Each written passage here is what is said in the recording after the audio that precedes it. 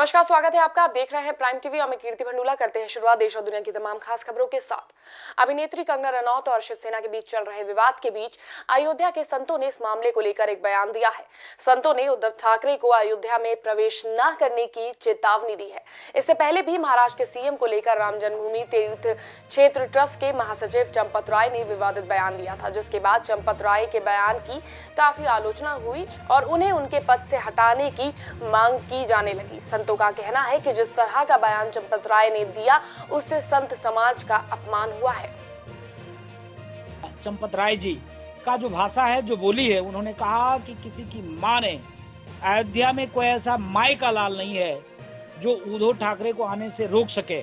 ऐसे लोगों को अयोध्या से बाहर जाना चाहिए, क्योंकि ट्रस्ट में ऐसे लोगों की कोई जगह नहीं होना चाहिए। Champat Rai east India company की भाषा बोल रहे हैं। चंपत राय जिन साधु संतों के सहयोग से यहाँ स्थापित है। चंपत राय कौन है? यहाँ के बाबा हैं, यहाँ के साधु हैं, संत हैं। क्या है चंपत राय?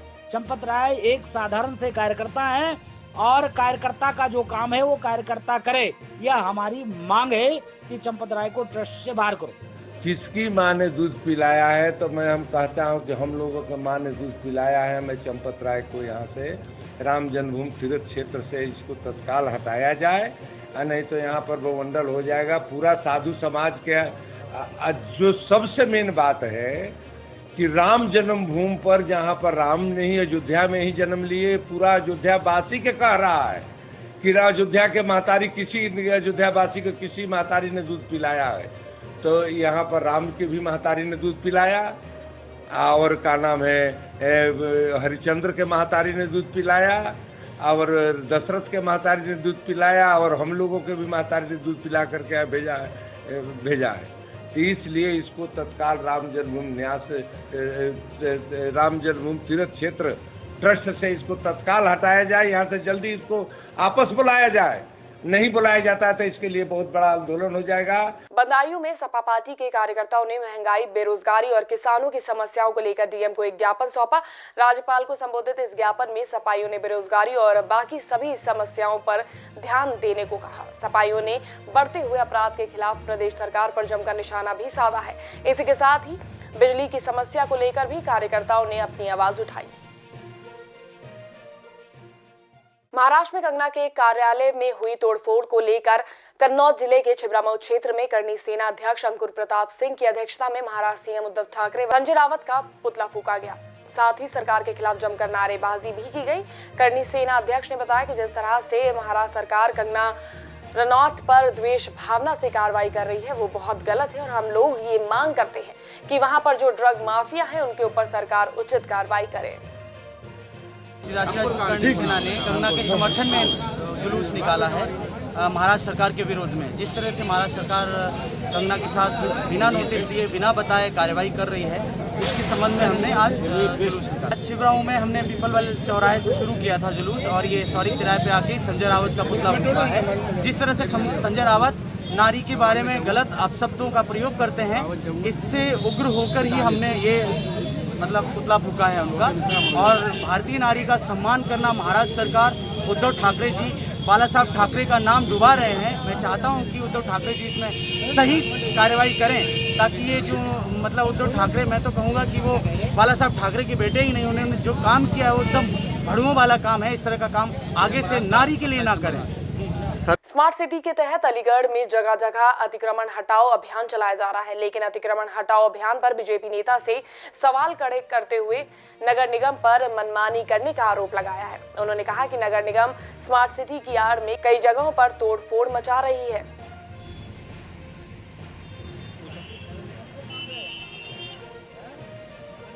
ये नगर निगम के लोग पता नहीं जाने कौन सा नक्शा निकाल लाए हैं 1836 या 1936 का। वो नक्शा निकाल के, नक्शा हमने भी देखा, नक्शे में ना तो कहीं रोड सीधी, ना कहीं पैमाइश है उसमें। उस नक्शे के आधार पर ये आज रामगढ़ रोड पर पैमाइश करते घूम रहे हैं। अभी उन्होंने मेरे यहाँ पहला निशान लगाया माइनस कुछ करके, फिर जब दोबारा नापा तो इन्होंने माइनस 0.00 कर दिया उसको। इनके कोई मानक ही नहीं है। नक्शा देखा, अभी एक बात बताइए, 3 साल पहले ये नगर निगम ने नाला बनाया है, तब किस नक्शे से बनाया था इन्होंने? तब 1936 नक्शा कहाँ था? ये कुल मिला के केवल उत्पीड़न की उत्पीड़न की इनकी योजना है। भारतीय जनता पार्टी की लोकप्रिय सरकार को बदनाम करना चाहते हैं। हम किसी भी कीमत पर नगर निगम को रामघाट रोड ही नहीं, पूरे अलीगढ़ में ना कहीं निशान लगाने देंगे, ना कहीं तोड़ने देंगे। आजमगढ़ में अवैध निर्माण के खिलाफ सचिव विकास प्राधिकरण के निर्देश पर पुलिस बल ने कार्रवाई की। वनीकरण के लिए चिन्हित भूमि पर कुछ लोगों ने अवैध कब्जा कर रखा था, जिसे पुलिस ने विकास प्राधिकरण के निर्देश पर ध्वस्त कर दिया।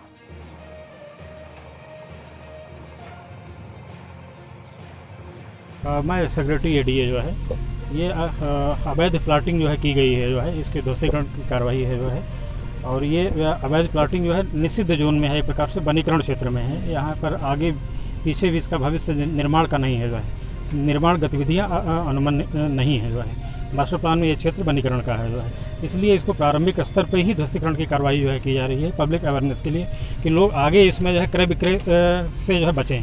कोई जो है लोग जो है इसमें भूखंड जो है क्रय कर लेंगे, प्राधिकरण से उनका मानचित्र स्वीकृत नहीं होगा, जो है तो उनका निर्माण नहीं हो पाएगा। प्रदेश सरकार ने किन्नर समाज के लिए बड़ी योजना तैयार करते हुए किन्नर आयोग का गठन करने की बात कही है। इस योजना के तहत किन्नरों के साथ भरण पोषण, पढ़ाई और रोजगार देने का काम किया जाएगा। आयोग के गठन से किन्नर समाज काफी खुश है। जानकारी के लिए बता दें कि किन्नर आयोग गठन करने वाला उत्तर प्रदेश देश में तीसरा राज्य होगा। बहुत बहुत धन्यवाद मेरे मुख्यमंत्री जी का। मैं हाथ जोड़ के उनसे गुजारिश करती हूँ कि किन्नर समाज के बारे में उन्होंने एक बहुत ही अच्छा सोच के चले। इसी वजह से मैं उनकी तरफ बड़ौद से मैं हीना किन्नर बोल रही हूँ, रेखा गुरु की चेला। ये जो हमारे मुख्यमंत्री साहब ने, योगी साहब ने हमारे लिए योजना जो बनाई है, हमें इस योजना को सुनकर बेहद बहुत ज़्यादा खुशी हो रही है और एक दूसरे में हम अपनी खुशियाँ बांट रहे हैं। क्योंकि अब जब किन्नर समाज पे जो विपदा पड़ती है, जो परेशानी उठानी पड़ती है, अब उस समस्याओं का सबका हल हो चुका है। हमारे योगी साहब ने, हमारे मुख्यमंत्री जी ने इन सब समस्याओं का हल हमारा निकाल दिया है।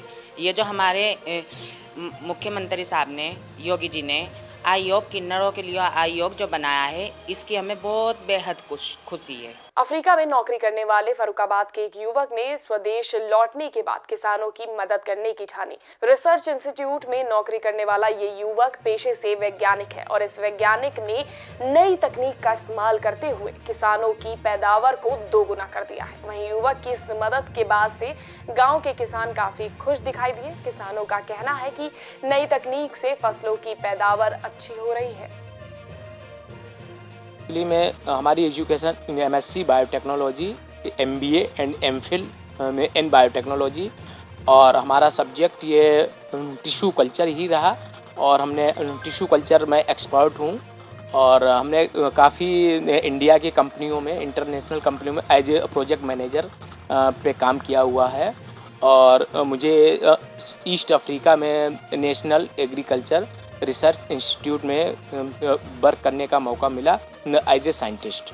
एक्चुअली में हमारा सर स्टार्टिंग से जहाँ का मैं रहने वाला हूँ, डिस्ट्रिक्ट फर्रुखाबाद का रहने वाला हूँ। मेरे यहाँ फर्रुखाबाद में आलू का बहुत बड़ा हब है, 100% आलू की फसल होती है हमारे यहाँ पे, तो इस वजह से और मैं आलू का ही एक्सपर्ट हूँ। हमारे यहाँ आलू में काफ़ी प्रॉब्लम्स आ रही। जब मैं जॉब से आता था तो सारी टेस्टिंग करता था तो 80% वायरस इन्फेक्टेड सीड यहाँ पे लोग, मेरे फार्मर लोग लगा रहे हैं। तो मैंने सोचा मैं फ़ॉरेन में काम कर रहा हूँ, हर जगह काम कर रहा हूँ और वहाँ के लिए बहुत इम्प्रूवमेंट कर रहा हूँ, बट हमारे यहाँ यूपी में और फर्रुखाबाद एक आलू के नाम से जाना जाता है, तो इसलिए पूरा रिसर्च सेंटर यहाँ डाला जाए जो कि यहाँ के फार्मर का, अपने उत्तर प्रदेश के फार्मर के लिए मैं काम करूँ, तो हमें ऐसा लगेगा हमारे फार्मर अधिक उन्नतशील बनेंगे। झांसी के मोड़ थाना क्षेत्र में तेज रफ्तार ट्रक ने सवारियों से भरी गाड़ी को टक्कर मार दी। इस एक्सीडेंट में एक महिला समेत कुल 4 लोगों की मौके पर ही मौत हो गई, जबकि 8 लोग घटना में घायल हो गए। मौके पर पहुंची पुलिस ने चारों शवों को कब्जे में लेकर पोस्टमार्टम के लिए भिजवा दिया है। आज शाम को करीबन 4:45 बजे परगना बम्बा के पास में झांसी की ओर जाते हुए एक ऑटो आपे जो था वो चेला की ओर से संभलता आ रहा था। उसमें बैठे हुए सवारियों को पीछे से ऑटो को टक्कर मार दी एक ट्रक ने और वहीं पर तत्काल 4 लोगों की मृत्यु हो गई और 9 लोग घायल हुए। फतेहपुर के हुसैनगंज थाना क्षेत्र में युवती के साथ दुष्कर्म की कोशिश में नाकाम रहे गांव के दबंग युवकों ने उसके परिवार के साथ मारपीट की। इस मारपीट में महिलाओं सहित कई लोग घायल हो गए, जिसके बाद घायलों को इलाज के लिए सीएचसी में भर्ती कराया गया। पीड़िता अपने परिजनों के साथ थाने में तहरीर देने के लिए गई, लेकिन पुलिस ने रेप का मुकदमा दर्ज न करते हुए मामूली धाराओं में मुकदमा दर्ज कर लिया।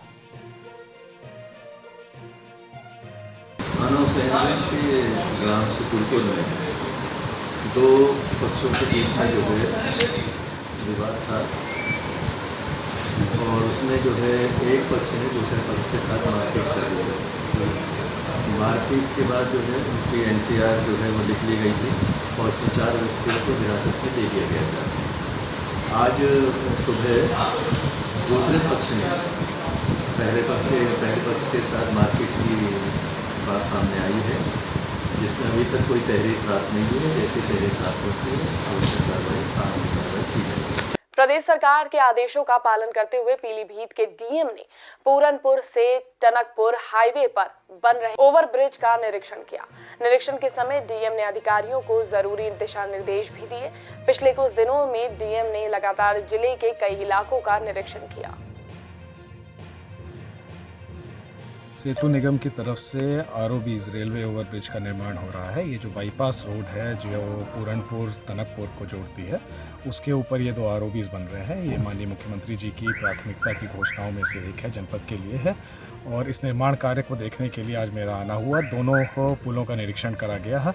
इसमें काम को गति देने के लिए निर्देश दिए गए हैं। इसमें कोरोना की वजह से जो बीच में काम की गति धीमी हो गई थी, उसको देखते हुए अब वापस जायज़ा लिया गया है और मार्च तक की इसकी समय सीमा है।